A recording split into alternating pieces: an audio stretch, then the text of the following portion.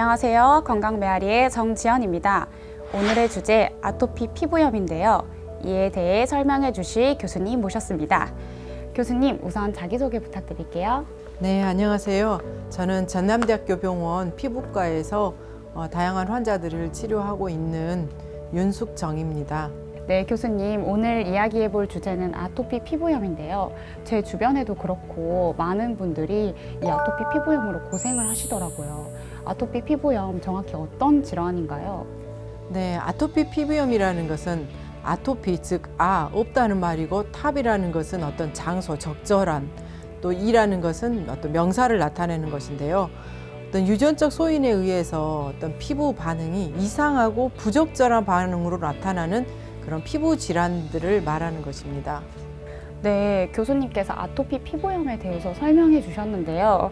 그렇다면 어떤 경우에 또 어떤 기준으로 아토피 피부염으로 진단을 내리고 또 이 아토피 피부염으로 나타나는 증상들에는 어떤 것들이 있을까요? 아토피 질환에는 알레르기 비염, 알레르기 결막염, 천식 등이 포함되고 아토피 피부염이 가장 흔합니다.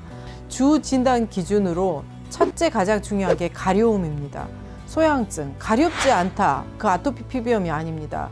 두 번째는 어떤 특정 피부 부위가 나이에 따라서 다양하게 나타난다는 것입니다. 예를 들면 아주 어린 나이에는 주로 볼이나 이런 이제 펼쳐지는 몸이나 이런 데에 나타난다고 한다면 이제 성인이 되면서 점차 접혀지는 부위, 즉 목이랄지 팔꿈치 안쪽이랄지 무릎 뒤쪽 같이 특정한 피부 부위에 나타나는 것이고 또 가장 중요한 것은 이게 만성적이라는 것입니다. 자꾸 재발하고 오랫동안 가는 것인데 예를 들면 성인 같은 경우는 6개월 이상 적어도 이런 피부 반응이 나타나고 어린 아이들 같은 경우는 2개월 이상 이런 피부 반응, 피부 질환이 반복될 때 우리는 아토피 피부염이라고 진단합니다.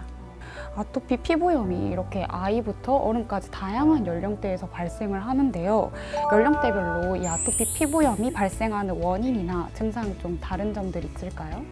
태어나서 한 1, 2개월 된 때부터 시작되는 경우도 있고 성인이 돼서 아토피 피부염이 새롭게 나타나는 사람들이 있습니다. 심지어 나이 드신 할머니, 할아버지한테도 아토피 피부염이 나타날 수 있습니다. 이렇게 다양한 연령대에서 매우 특징적인 분포를 가지고 나타나는 아토피 피부염이 왜 생기느냐 하는 것은 정확하게 알 수 없습니다. 하지만 가장 중요한 것은 첫째는 어떤 유전적인 소인인 것이죠. 부모님이 알레르기 비염이 있었거나 천식이 있으면서 또는 아토피 피부염이 있으면서 아이가 나타날 때 우리 유전적인 소인이 매우 강하다고 보는 질환이 바로 아토피 피부염이고 그 외에도 또 환경적인 원인이 있을 수 있습니다. 예를 들면은 꽃가루 또는 여러 가지 음식 또는 환경 이런 것들 때문에도 아토피 피부염이 발생하는 계기가 되는 것이고 매우 중요한 것 중에 하나가 바로 피부 장벽의 이상이거든요.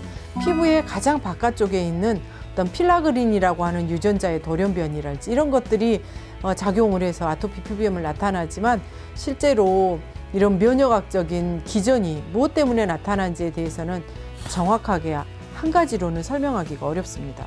네, 교수님, 여러 질환들 가운데서 합병증을 유발하는 질환들이 좀 많이 있는데요. 이 아토피 피부염도 합병증을 유발하나요? 아토피 피부염이 있으면서 다른 아토피 질환이 동시에 또는 시간을 두고 나타날 수 있습니다. 우리는 이것을 아토픽 마취라고 하는 것이죠. 처음에는 아토피 피부염이 있지만 나중에 알레르기 비염이 생기고 또 나이가 들면서 천식이 생기고 그렇게 진행하는 아토피 마취가 있는가 하면 여러 가지 이제 피부 장벽의 이상 때문에 감염들이 많이 생길 수가 있습니다. 피부 장벽의 이상으로 피부에 살고 있는 상재균에 의해서 화농이 생기는 어떤 세균 감염이 생기거나 또는 우리가 피곤함에 입지는 그런 허페스 바이러스 같은 것도 있거든요. 전염성 연속종이랄지 이런 사마귀 같은 그런 바이러스도 많이 생기고 진균 감염 또 애완동물에 의한 진균 감염, 부모님한테 무좀이 있어가지고 오는 감염 이런 것들의 어떤 감염에 매우 취약한 그런 특징이 있습니다. 네, 이렇게 들으니까 일상생활이 엄청 불편하겠는데요. 이런 일상생활의 불편함까지 초래하는 아토피 피부염. 그러면 치료 방법은 어떻게 될까요? 중증도에 따른 치료가 중요합니다. 경증인 경우에는 단순히 이제 가렵기 때문에 항히스타민제나 보습제 또는 국소 이제 바르는 스테로이드랄지 이렇게만 치료할 수 있고, 중간 정도나 또는 중증도 같은 경우에는 그 증상에 따라서 이제 면역 억제제를 쓴달지 지금 이제 새롭게 개발되고 있는 많은 신약들을 사용할 수 있습니다. 정말 중요한 치료로서 우리가 고려해야 될 것이 바로 정신적인 것입니다. 너무나 피부가 이제 외부로 노출되다 보니까 학교 생활을 학생들이 하기가 어렵습니다. 또 사회생활을 하기가 어렵습니다. 노출되기 때문에 다른 사람들에게 매우 보여주기를 싫어하고 사회생활에 왕따를 당한달지 우울한 환자들이 너무 많고, 또 학교를 자퇴하고 집에만 지내는 경우, 심지어 자살을 시도하는 학생들도 있기 때문에 제 아토피 피부염은 정말로 정신적인, 정서적인 것까지 케어를 해주지 않으면은 정말 치료가 어려운 그런 중요한 질환이라고 봅니다. 진짜 치료가 좀 중요하네요. 네, 교수님 끝으로 이렇게 아토피 피부염으로 고생을 하고 있는 환자분들에게 당부하고 싶으신 말씀 있으신가요? 사실 아토피 피부염의 완치라기보다는 분명히 조절이 가능한 질환입니다. 특히 요즘에는 중증 아토피 피부염에 대해서 산정특례, 희귀질환 등록을 해줍니다.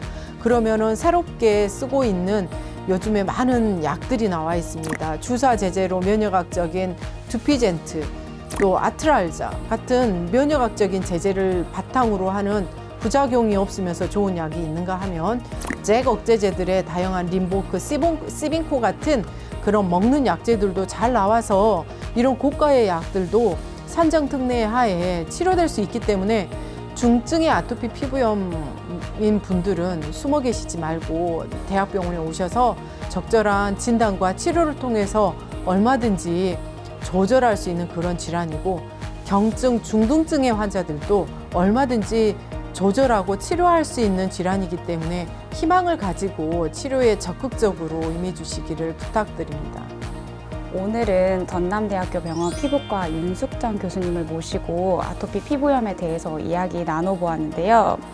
남녀노소 누구에게나 발생할 수 있는 아토피 피부염, 조기 진단과 적절한 치료를 통해 건강한 피부, 건강한 일상 보내시기를 바라겠습니다. 건강 메아리 다음 시간에도 더 건강하고 더 유익한 시간으로 찾아뵙겠습니다. 감사합니다. 감사합니다.